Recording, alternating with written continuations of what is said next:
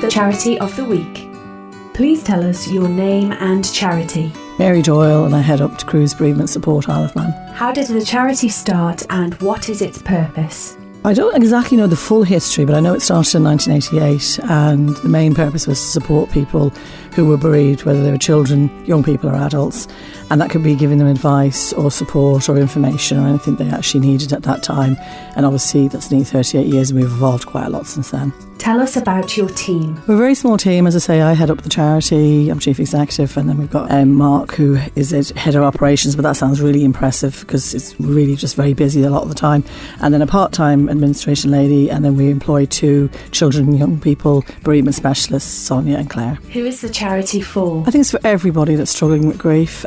Grief can hit you kind of like torrential rain, or you're thinking you're fine and you're talking to family and friends, and obviously in the beginning you're probably quite shocked, and then after a while you kind of think this is not going away, and actually talking to somebody neutral who's non-judgmental, independent and confidential, they can actually help you talk through your feelings in an honest listening and talking therapy type of way. That's what we actually do. Which other organisations do you work with? Everyone that wants to work with us, basically.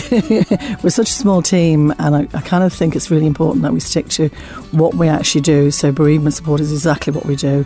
So if anyone needs additional support, whether it's mental health issues, as in CAMS for children and young people, or whether it's adult mental health, we refer to them. We work very closely with them. We work with all the other charities. Well, not all of them, but obviously Hospice Isle of Man, we work very closely with. I Listen, we work with the DAP team, Drug and Alcohol Unit. We work with everyone.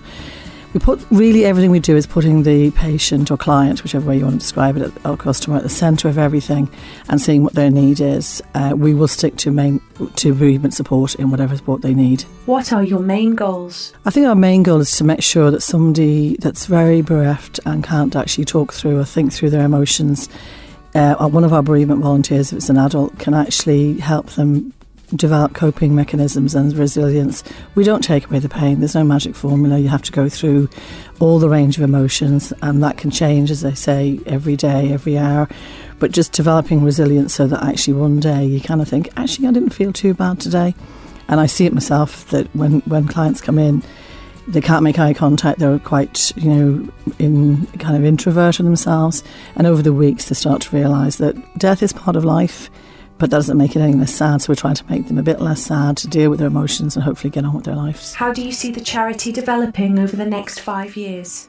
I'm quite ambitious for the charity. I have been involved in the charitable sector, but I've also worked for private sector and for government.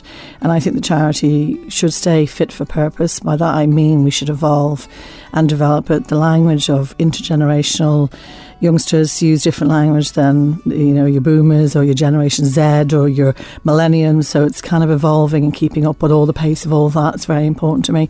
We'd like to develop a transition service, which is your kind of 18 to 25 year olds, because again they have different language than somebody who's 40 or 50, so developing that service would be really important to me. Online support, if that's what people need, is something we might look at. Currently we do one-to-one, but nothing's off the table as we can develop and make sure that people get the right support. I'm a true believer in the societal outcomes for people if they don't get the right support at the right time. I attended the Summerland, 50 years since the tragedy, 2 years ago, and I stood beside people that 50 years later are still affected, and I just wonder if they'd had the right support at the right time, would their life have taken a different path. So I think kind of getting the support, reaching out if you need it, you're not alone, we're here if you need it. How is the charity funded? There's 700 and odd charities on the island, so it is very difficult to stand out in this very busy arena.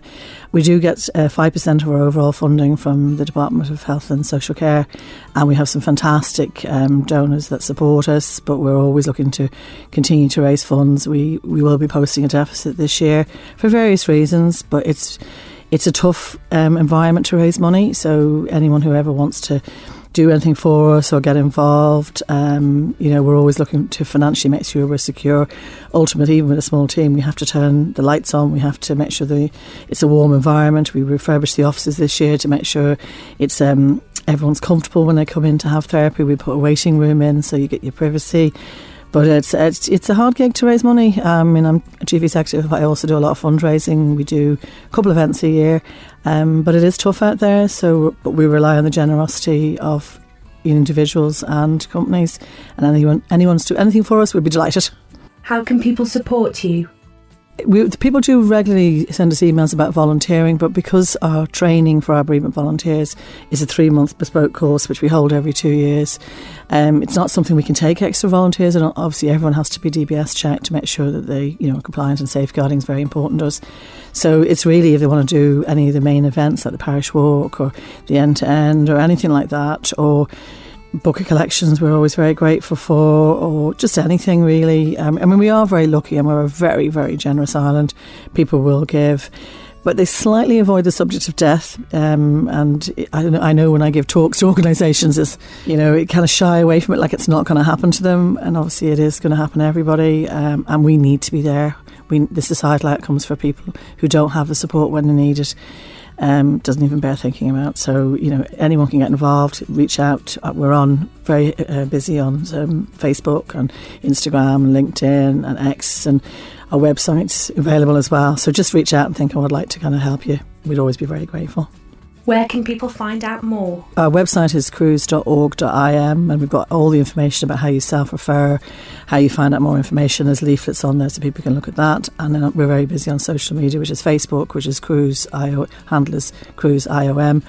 Same on LinkedIn, same on X, and then on Instagram there was a problem with it, so we're Cruse Isle of Man in full. But once you go onto the website, all the links are there to click on to find out about what we're doing, and we're always very busy. People love to add an I, we're not a ship, so it's CRUSE for cruse.org.im, but we're the only bespoke bereavement charity on the island that looks after people, so put in anything like Cruse bereavement or bereavement support on the Isle of Man will come up every time. The Charity of the Week, brought to you by Kell Properties. Profile complete.